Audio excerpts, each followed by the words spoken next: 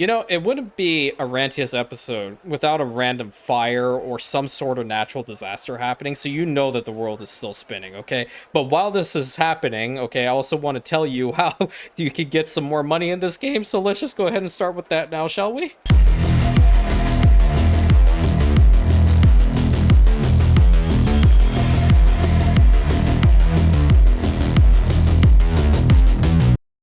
Hello everybody and welcome back to another episode of the Anno 1800 Beginner's Guide series. Hope you all are doing well today.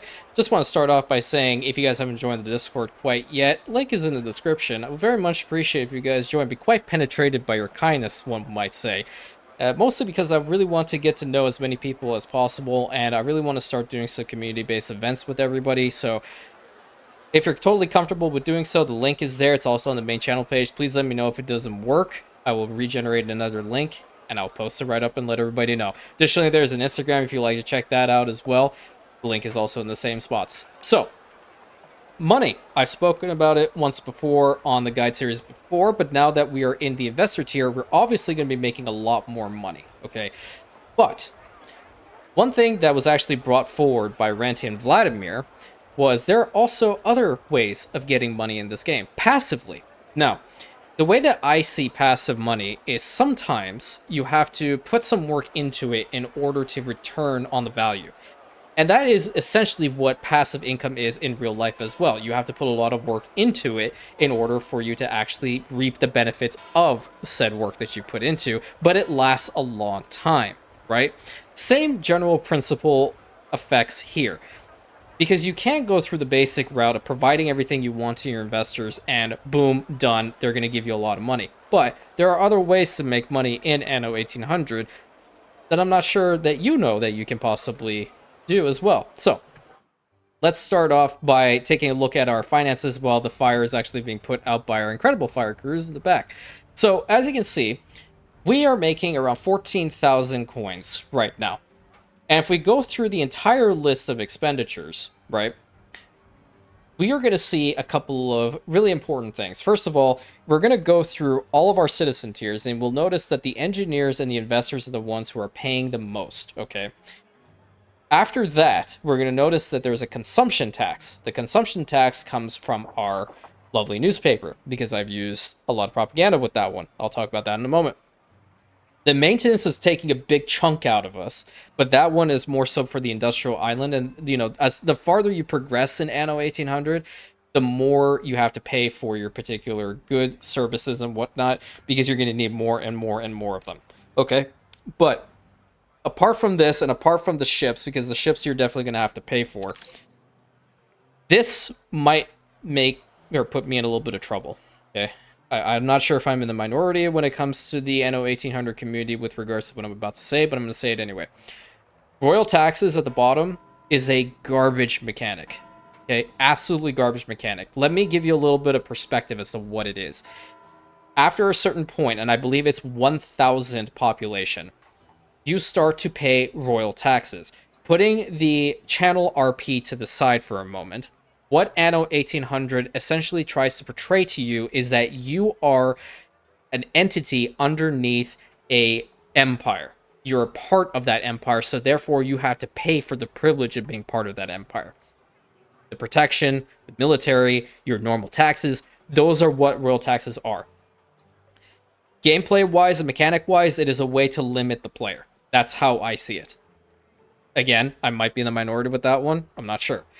I personally don't like it. If you don't like it either, I can tell you right now, on the mod browser, on the main page for Anno 1800, there's a mod that gets rid of it. If you don't want to deal with this, go and download that one and activate it so you don't have to see royal taxes. That's the first one. that is probably going to be the best when it comes to making additional money. But if you don't want to do that, you want to play legit, let's talk about ways that you can play legit, right? So we've already discussed the fact that we can provide all of the happiness things or luxury goods, as one would say, to the investors. But this requires a lot of work, okay? This requires a lot of work and a lot of pre-planning to get into this. Penny farthings, for example, require you to have steel and culture. Culture coming from the New World, right? So you're going to have to make a route for that. Pocket watches also by default require you to have gold. Gold comes from the new world.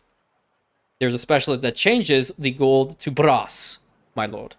And that would actually make it a lot more lucrative. Along with that, jewelry also does require gold.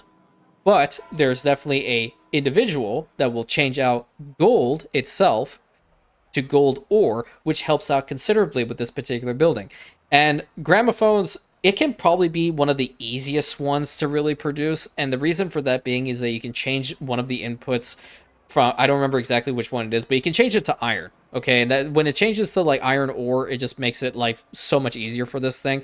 But those things aside, because we already talked about these, you can also, if you do have it active, you can provide lifestyle needs to them. And it really depends on which ones you want to do. We haven't talked about the mail system yet, but let's take a look-see at this. Just as a little bit of information gathering over here, if you provide local mail to these guys, first of all, we're going to gain 8 investors per house, okay?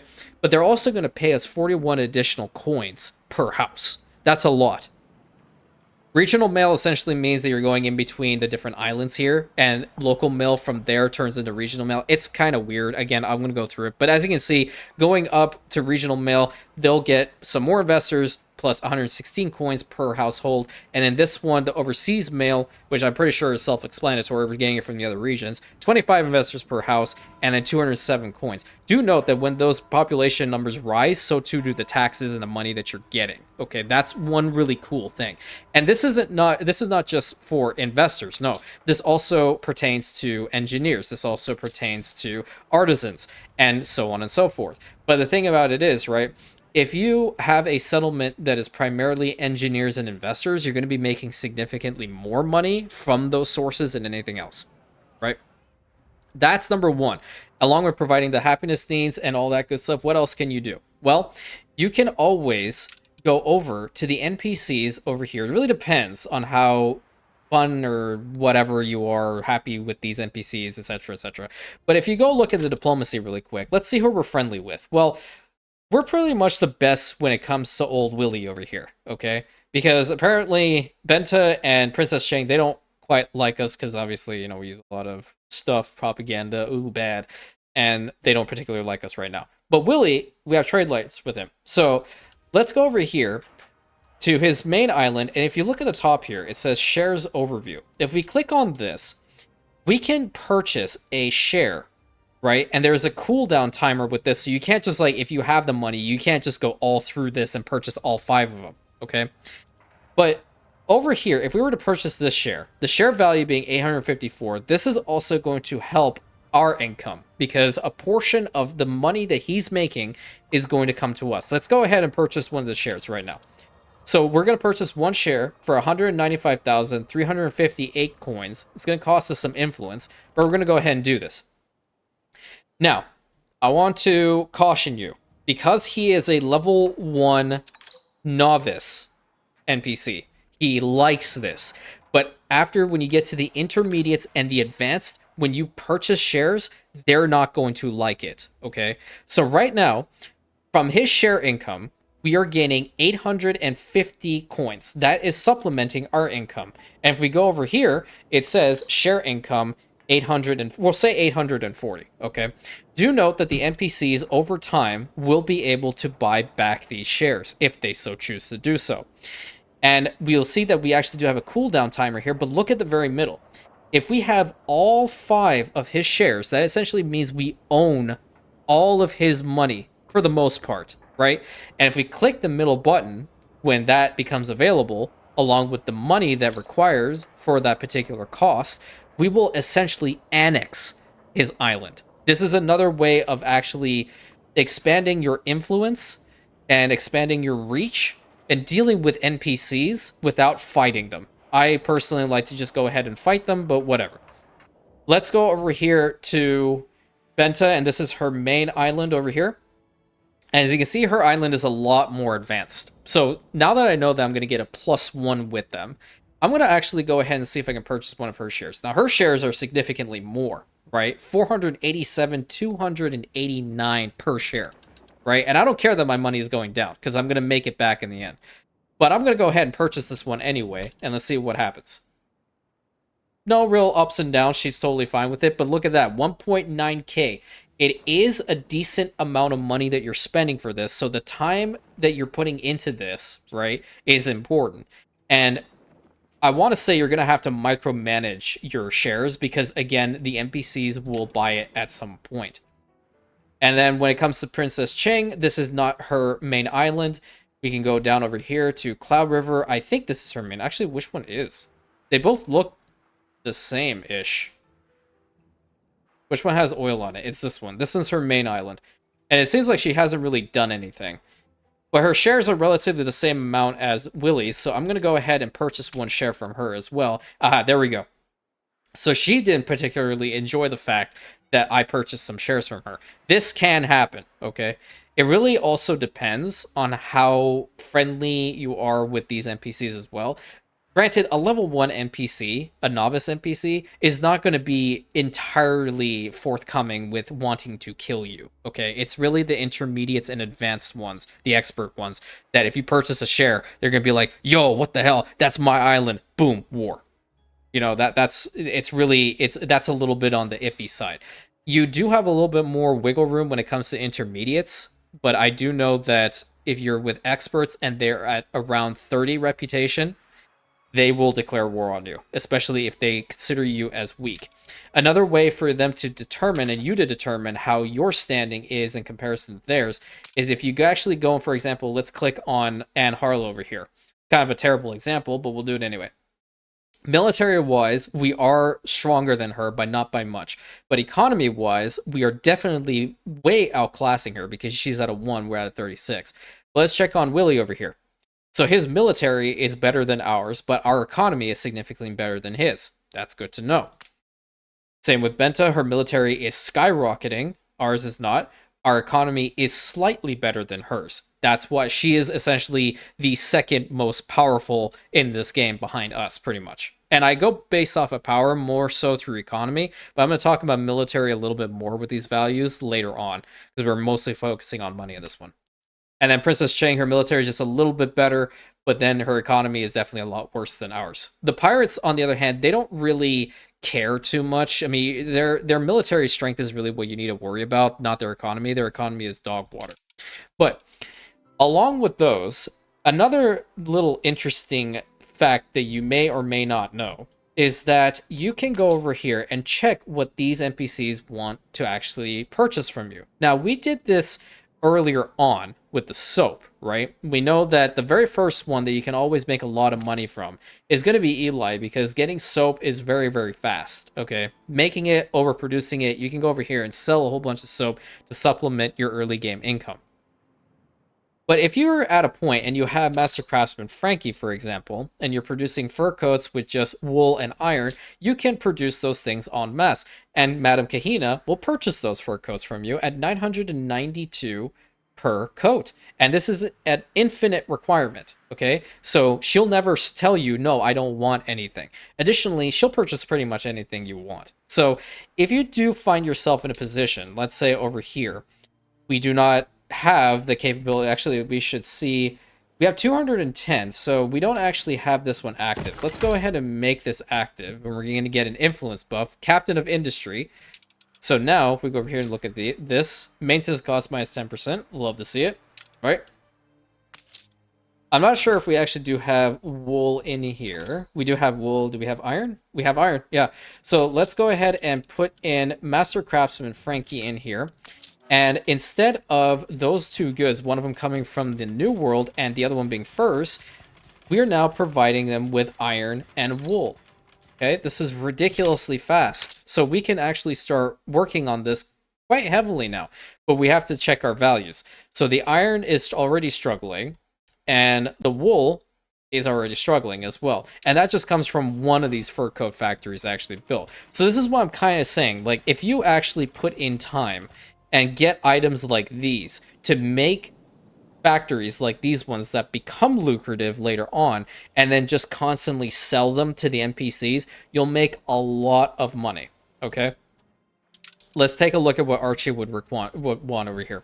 So Archie is kind of meh in the grand scheme of things, right? He'll purchase coal, but it's literally at nothing. But he'll purchase again anything that you want. It really depends on how much I want to take this guide series, because I can show you a nice little cheese tactic. There, if you do have Land of the Lions DLC, the NPC that's there, his name is Emperor Katima. Okay, this man loves pocket watches and taxi cabs or steam carriages, whichever one you choose to call them. Right. What you can do is you can legitimately set a clipper route to go from Archie's Harbor, purchase all of his pocket watches, and as you can see here, it's 8.3k per pocket watch. Take them over to Nbeza, which is the region of Land of the Lions, and sell them to Katima, who will purchase them for around 17,000 per. That's another little interesting trick about, passive money making. You're not actually micromanaging this trade, and you probably will not get a full load of pocket watches every single time you arrive, but it is still a very nice way to see your money go up. Additionally, if you do have trade with the pirates, do know that they are also not a bad source to get a lot of money from, especially when it comes to beer.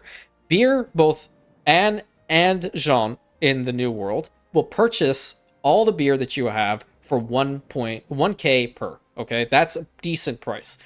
And every NPC will purchase anything that you're selling. So I can even go over here to her and sell advanced weapons, even though she'll sell me advanced weapons. It's probably not going to be on the higher end, but it is there.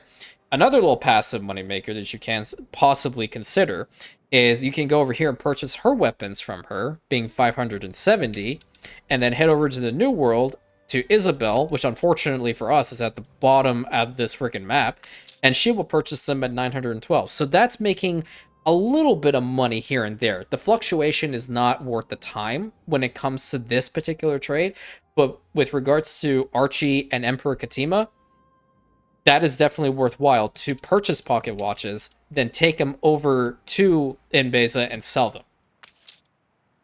Additionally, with that, going back to the shares, you can purchase shares on any other island too. So any island that they have, you can just go ahead and purchase another share. So like on this one, I want to purchase a share from her. She's not going to get really, really pissed.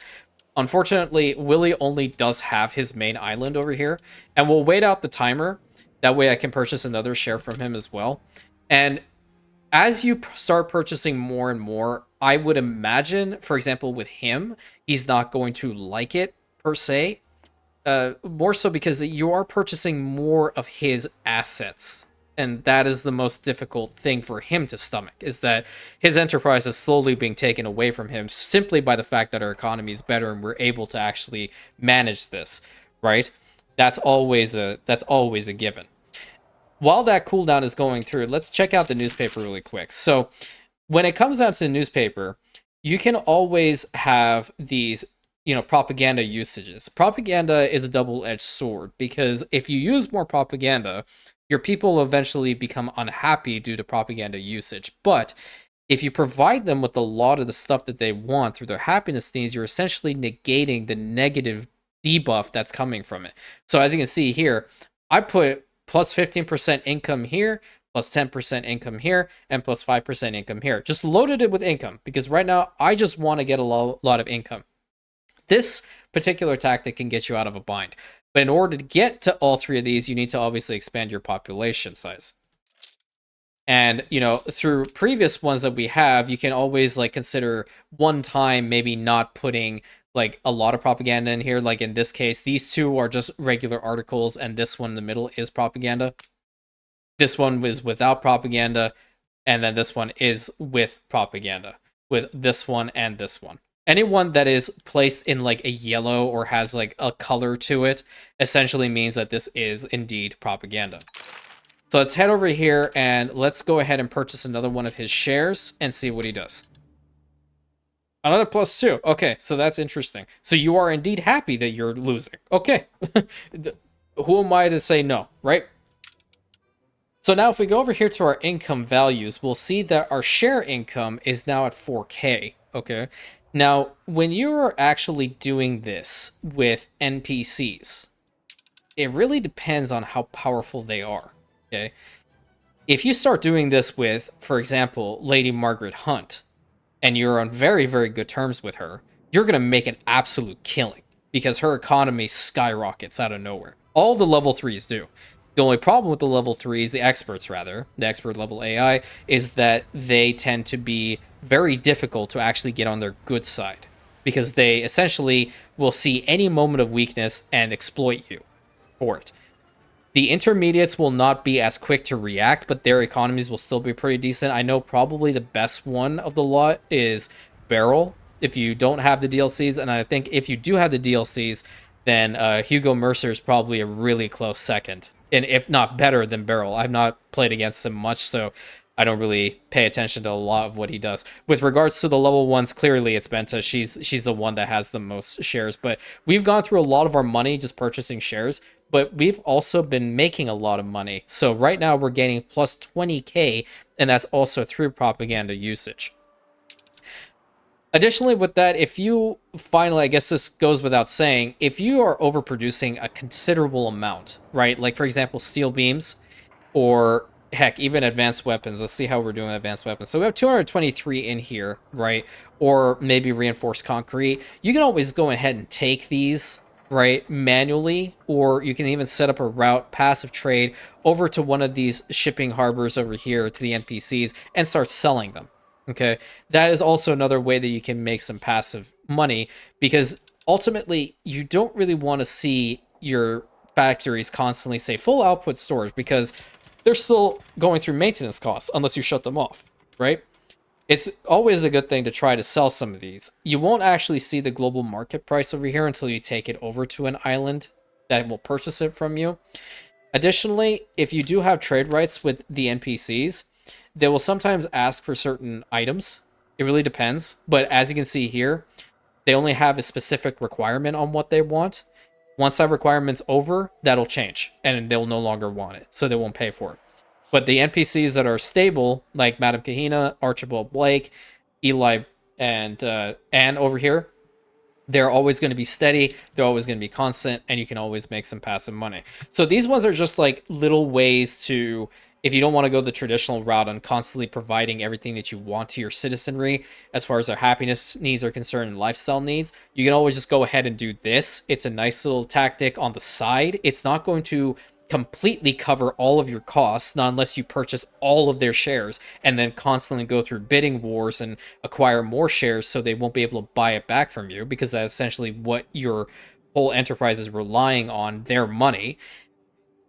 You can always consider selling excess goods to the NPCs, or coming up with very lucrative options like we did with the fur coats, and we can just constantly sell fur coats over to Madame Kahina, which will make us an absolute killing. It's a short duration.